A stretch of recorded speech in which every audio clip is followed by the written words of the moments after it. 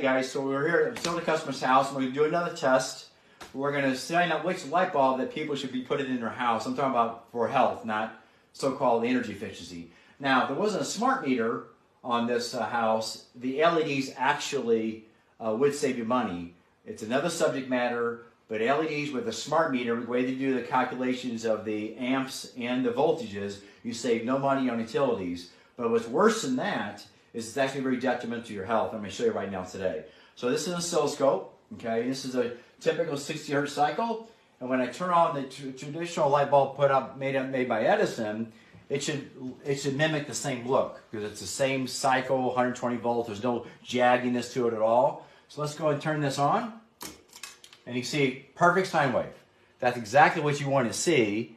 And 120 volts.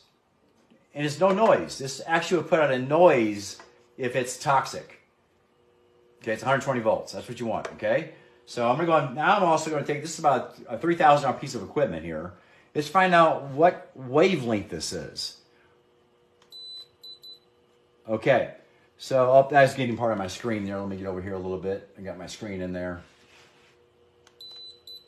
Okay, so you see how this is more smooth? It's low in the blue.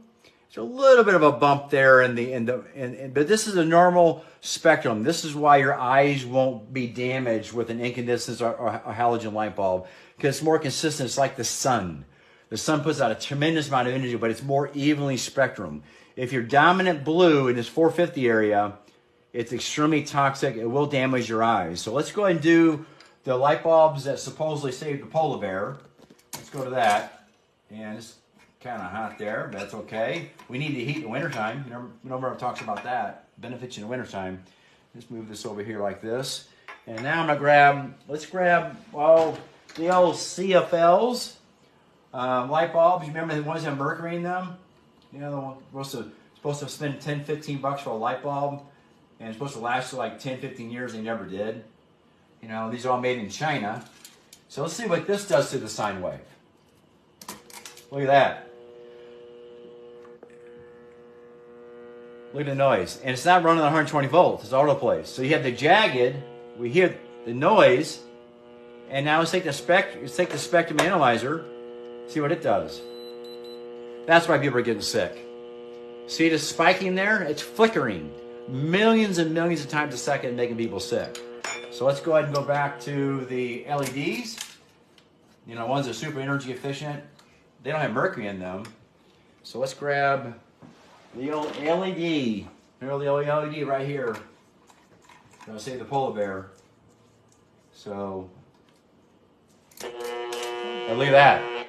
Look how much noise. Now imagine if a house has 30 of these. How noisy it is? Now let's get the spectrum analyzer here. What wavelength is this? Okay, so it's pulsing. Right in that, it's got a lot of blue pulsing. These are actually one of the better ones too. So these actually act like a beam. So when you have those little light emitting diodes, you can see there. Okay.